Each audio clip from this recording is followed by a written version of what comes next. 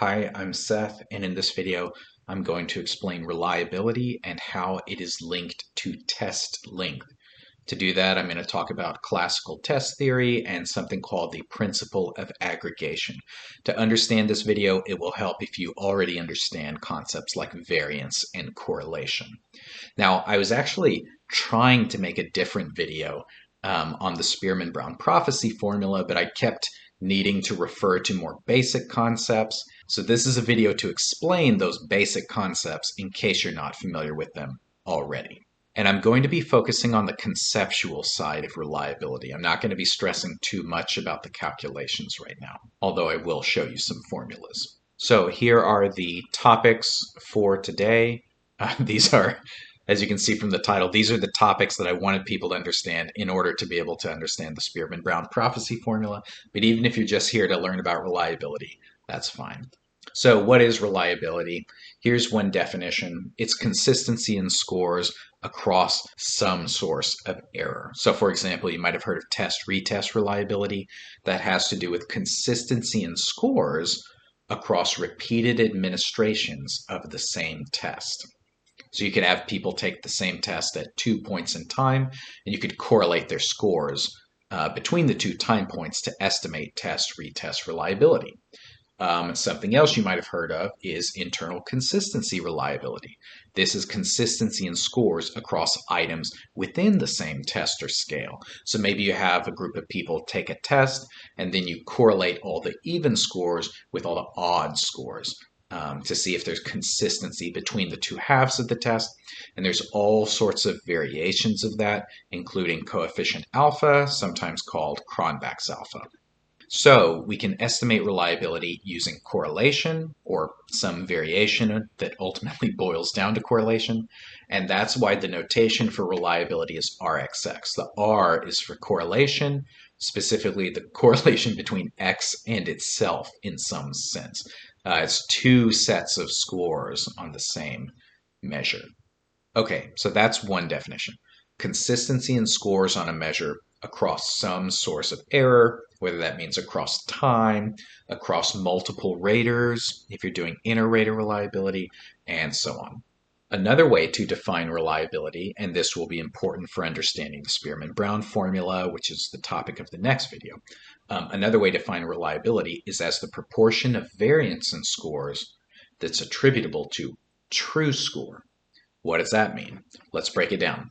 In classical test theory, we say that a given score, represented by X, is equal to the true score, represented by T, plus some amount of error, represented by E.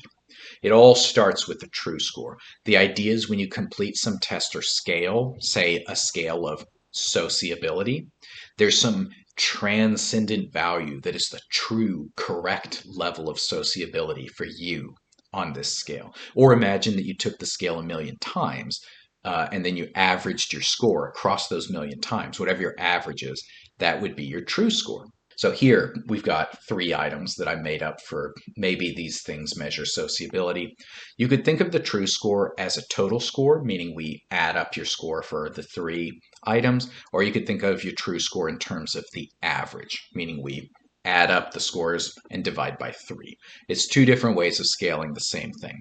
For this video, let's think about the true score in terms of being an average score on a test or scale.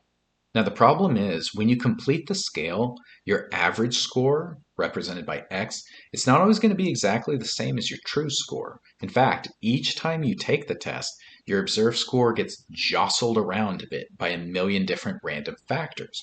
So maybe on this scale, your true score is 4.6. If you took the test 1,000,000,000 times, the average score would be 4.6. That's your true score. But maybe you take the test today and you get a score of 4.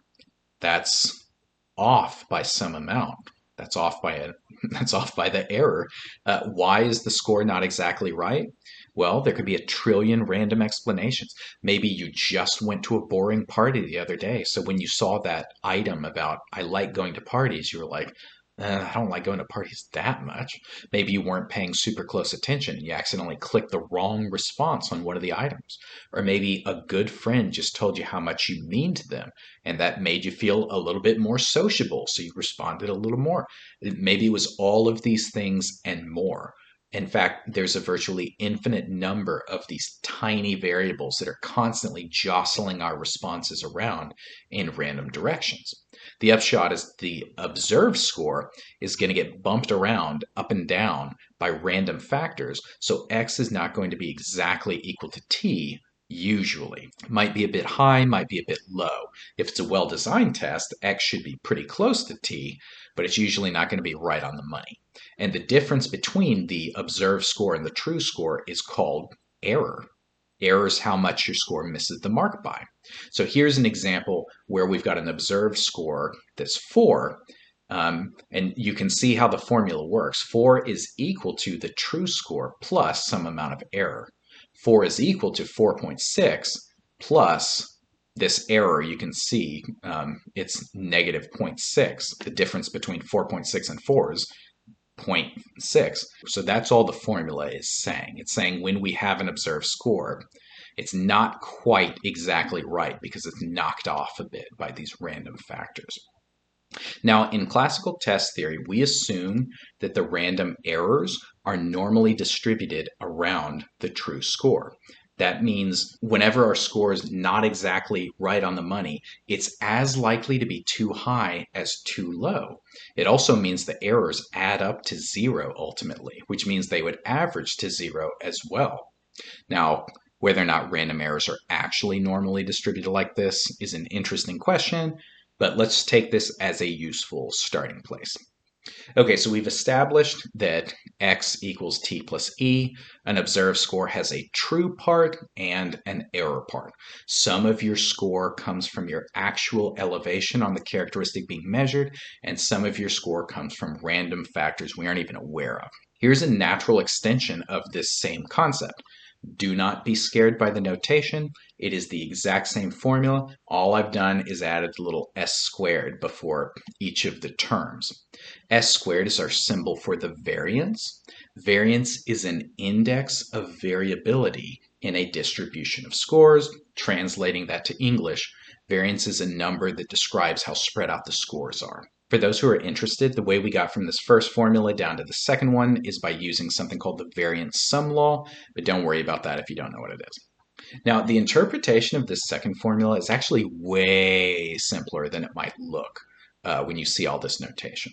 For example, suppose we have a bunch of people complete that sociability scale we were looking at. They're all going to have different scores, right? Some people will score low, some people will score an average, others score high. There's variability in the data set. The scores are spread out to some extent. It's not like everybody has the exact same score, right? So we represent that observed variability. We represent that amount of spread in the distribution with this term.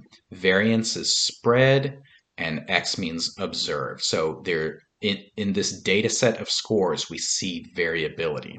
Now, all this formula is saying is that some of these differences are due to true score and some of these differences are due to randomness.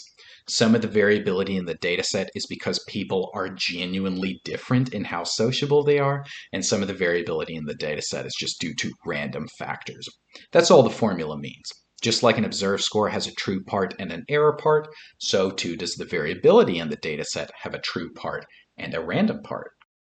Okay, now back to our reliability definition. The second definition that I gave you was reliability as the proportion of total variance that is attributable to true score. You now have the information needed to make sense of this.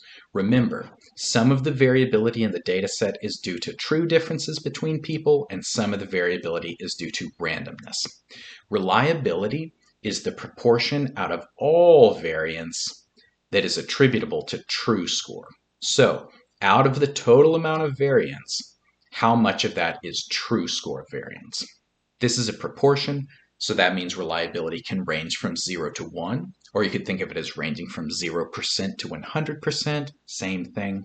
At one extreme, all the differences could be due to randomness, meaning the reliability is 0. So none of the variance is true score variance, it's all randomness. At the other extreme, it could be that all the differences in the data set are due to true score, meaning reliability is 1. So the observed variability is the same thing as the true score variability. All the differences are due to legitimate differences. In that latter case, that means there's no measurement error whatsoever. We're hitting the bullseye right on the mark every single time. Not very likely to happen in psychology research. Now, this formula and second way of conceptualizing reliability may seem a little confusing because before I said we estimate reliability using correlation coefficients. You might be thinking, well, where's this fraction coming from? Is reliability a correlation or is it a fraction? And the answer is that it is both. If we make certain assumptions, we can show that this formula is algebraically equivalent to the formula for the correlation between two sets of scores on the same test. This is the formula for the correlation between two sets of scores on the same test, x1 and x2. So even if you haven't heard of reliability being defined in this way that I'm talking about, it's the same thing as that more familiar definition. It's just being expressed differently. But I don't actually want to show how they're equivalent because that's not really the focus of this video. For our purposes, you just need to understand what reliability is at a basic level. It's the amount of differences in scores that are due to actual true differences among people as opposed to random error. Let's visualize this. Here are 4 true scores. Notice when you look at the range, you can see this scale ranges from 0 to 100. We've got 4 scores. These are true scores, so these are the actual levels of sociability of 4 people on this measure. Someone's got a score of about 17. Someone scores like 42. This is like 70. This is like 90, 91. And maybe these are total scores. Maybe these are average scores. It doesn't really matter. Now, as you know, when we have people complete this scale, their observed scores are not going to be exactly the same as their true scores. They might even be quite a bit off. So here, whereas the blue bars represent the actual true score for a particular person, the black bar represents their observed score. Remember the formula, x equals t plus e? There's a bit of random error separating each true score from the observed score that we get when someone completes the test.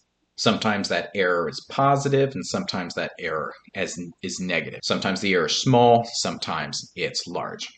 So there's clearly variability in this data set. The scores are spread out to some extent and we represent that spread using the variance.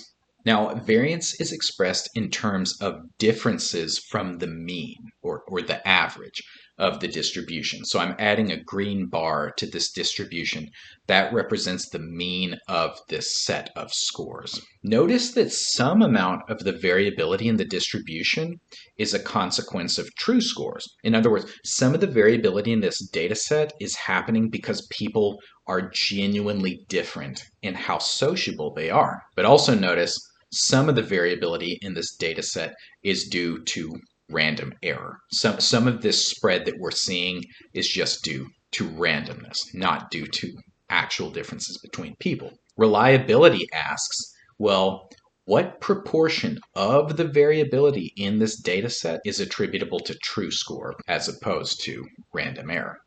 Here's a situation where there is less random error. You can see that the error parts are smaller. The observed scores are closer to the true scores. That means our reliability is higher because more of the variability in this data set is due to true score than to random error. And you can pretty clearly see the contribution of randomness is smaller in this case. Okay, so you should be getting some pretty good intuition for the concept of reliability. The next topic I want to talk about is how reliability is linked to test length. So for example, suppose we increased our test length. Maybe we've got 10 items on this sociability scale and we decide we're going to double it to 20 items. What would happen to the reliability? To understand this, we need to introduce a concept called the principle of aggregation. So consider this example where the observed score for a single item is a bit higher than the true score. Let's say the true score is 4.6, like in our earlier example, but the observed score is 5.1. So we've got an error of 0.5. There's only one item here, so 5.1 is the average. That is the person's observed score on this particular measurement. But what if we add a few more items? You may notice that the average is getting closer to the true score. The thing about random error is that by definition, it's as likely to represent an overestimate of the true score as it is to represent an underestimate of the true score. That's what random means in this context. Consequently, when you add it up, it tends to cancel out. And this becomes increasingly true as you add more and more observations. So here we've got 15 observations. Maybe we've gone from one item up to 3, and now we have 15 items. You can see that they're tending to cancel out on average. Now our observed average score for this test is a lot closer to the true score. So when you have few observations, so like few items on your test, there's going to be more measurement error. And when you have many items, there should be relatively less measurement error, at least in terms of total scores or average scores, because these errors are canceling out.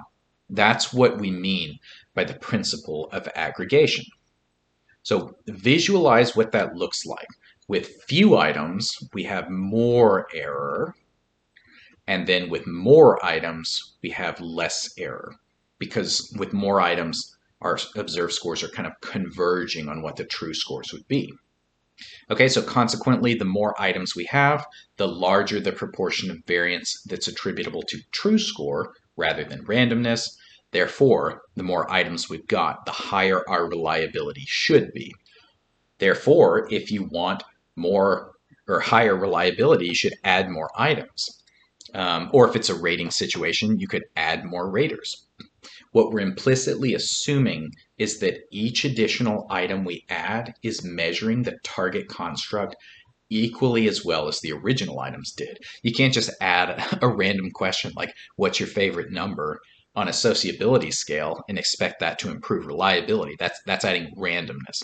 So we're assuming when we say what happens when we increase test length, we're assuming that the new items are comparable to the existing ones. Okay, complementarily, what happens when we decrease the test length? The opposite. Reliability goes down. Here again, assuming that those items we chop are comparable to those that remain. So more items should be related to higher reliability, fewer items should be related to lower reliability. Okay, now if all of this made sense, at least to some extent, then you have the fundamental concepts that you need in order to understand the Spearman-Brown prophecy formula. This formula estimates how much reliability will increase or decrease based on how many measurements are added or removed. But that is going to be the topic of the next video, which is the main video that I was actually trying to make whenever I realized I needed to cover some of this more basic fundamental information. So, okay, that's a quickish conceptual introduction to reliability. Yeah, be sure to check out this next video where I talk about the Spearman-Brown prophecy formula.